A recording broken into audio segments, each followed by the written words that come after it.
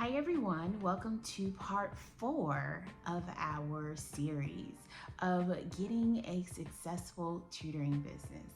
Now, you already have your list of students, you did your advertisements, you have all of those different things to establish your business. Now you have students. What to do now? So I'm going to go over some tips to kind of help you, guide you along to have like the right direction to help these students that you have. Okay? Now, the first thing that you need to do is assess the students. You have students, they come to you, they need some help with their learning, but you're not sure where they are. You may have heard or looked at their grades and said, okay, you need help in reading. Their parents may have told you some things of, well, I think they need reading comprehension. I'm not really sure. They just, their assessment scores at school, I don't know. So you need to know where is the starting point. So you definitely need to have some type of assessment to see where your students are and what they actually need. There are a few assessments that you can use, and I'm not getting paid for this, letting you know, I'm not getting paid for this, but these are some that I am aware of and that I have used before. The first one is going to be Saxon Learning. Saxon Learning is usually in the school, but they do have some free programs online that you can actually do and utilize inside of your tutoring business to help with some type of assessments, especially like math and I believe some reading. I've used the math portion of it. The next one is Let's Go Learn. I use, or our organization uses Let's Go Learn for reading. However, they have reading, math, they have progress monitoring, and they have a lot of different things to help with assessment. And then another thing that you can do is actually put together your own assessments of what you would want to use, depending on your grade levels, subject areas, all those different things. The big resource that I have used and still use for everything, I feel like, when I'm specifically looking for something, it's going to be Teacher Pays Teachers, TPT, okay? They have a number of resources that you can use in the teacher marketplace for different things that you may be looking for, especially if you're looking for a specific subject or a specific grade level. You want to assess your students depending on what you are tutoring and what your specialties are. But different things that I look for is reading fluency, reading comprehension, phonics assessment, sight words, things of that nature, spelling, as well as math. I always base it around the grade level though. So if I have a child that is in first grade, I'm always going to assess them on their kindergarten number sense, things of that nature to see what key things are missing. But there are so many different things that you can go when it comes to math. And then even writing assessment, having them write, handwriting, seeing if they formulate their letters correctly or if they're able to formulate their letters correctly, whether it's front or normal, or if their words or letters are backwards, things of that nature. And then you can also see and assess if they may have some type of learning disability or something that is a little bit more that you'll need for as expertise. Okay, next, after you have the assessment and you are looking into what you're supposed to do for your student, like you see their learning gaps, what they need to work on, you want to create a curriculum. Now, I would just have like a little disclaimer and a little tip. Some tutors actually have a set curriculum that they use. They know this is our reading curriculum, this is our math curriculum, this is what we're going to use. However, I feel, this is my personal opinion, that tutoring's a little bit different than school. You can't match school with tutoring. And the reason why I say that, not just for the academics part, because with school, your overarching thing is to actually teach students, multiple students, the same thing, okay? Depending on what their grade level is. So in second grade, you are teaching double-digit addition, double-digit subtraction, regrouping, those things. However, if a second grader comes to you and they're in need of something a little bit more different, maybe they haven't reached the concept of subtracting, let alone regrouping. You wouldn't use the same curriculum that second grade. You would probably go down to first grade, right? You can utilize a curriculum. However, it's maybe a little bit different, or seeing it a little bit differently when you are looking at overall, like that personal student. Theirs is a little bit different. And also, depending on price, curriculums are very, very expensive, on particularly which one you're going to use.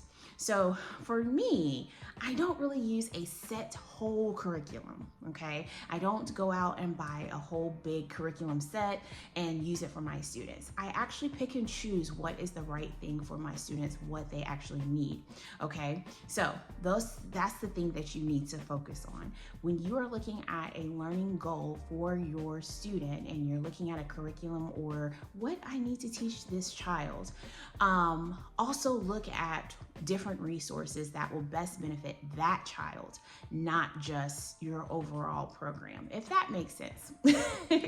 Okay, so there are different programs that you can use, different curriculums that you can utilize. If you want to, you can pick and choose. That's the good thing about it. You can pick and choose. You may not have to use the whole entire set. You can use maybe this person's reading and this person's math, this person's writing assessment, and different things. So these are certain things that you need to look for. The first, number one, that you need to look at, especially if you're dealing with students who are in the public school system, or even in the private school system, look at the standards, the state standards, okay? Look at what standards, what they will be introduced to inside their school, okay, or inside their classroom. Once you look at the state standards, you can actually see, oh, second grade, I don't know why I keep going to second grade, but hey, second grade, the children are learning this, this, and this. Well, how can I get little Johnny to this, this, and this if they're not there yet? Now I can go back to first grade. What standards were they missing? Always go to the state standards. The next thing is there are free resources or other resources out there that you can utilize.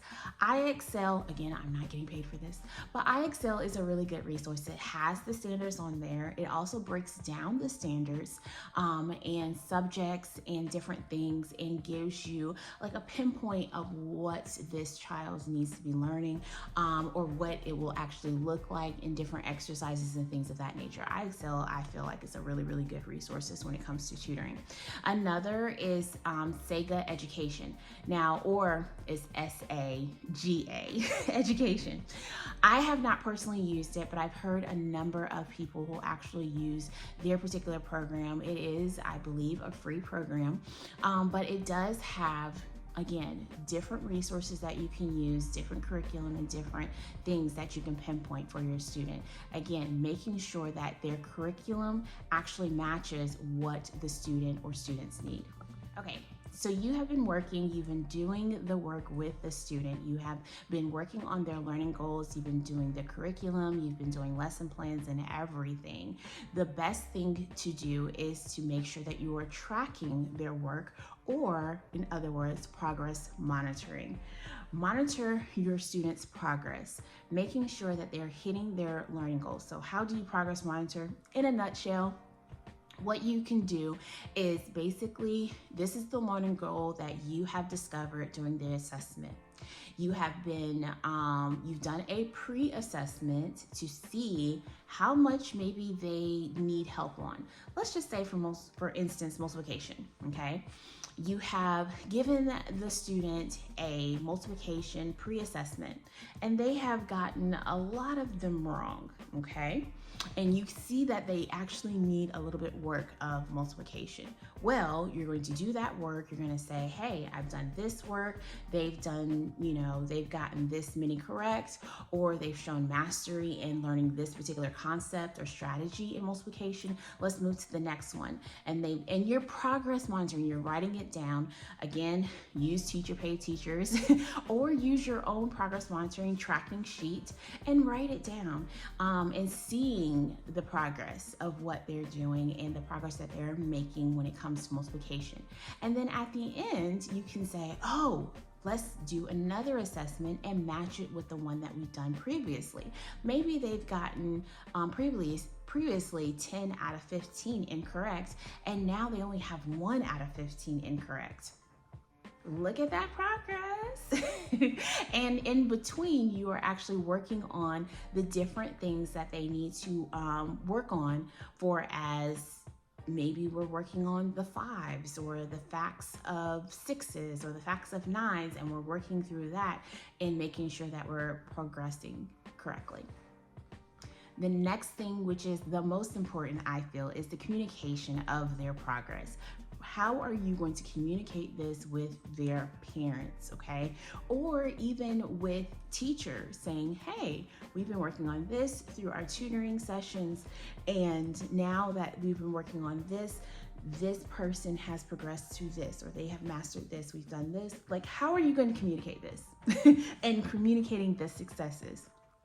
So I know for our organization, for our basically communicating with parents, we communicate with them, of course, during the sessions, in between, after the sessions, just verbally, and saying, this is what we did today, they did very good, or we're going to continue working on this, we're still struggling in this particular area, which is perfectly fine.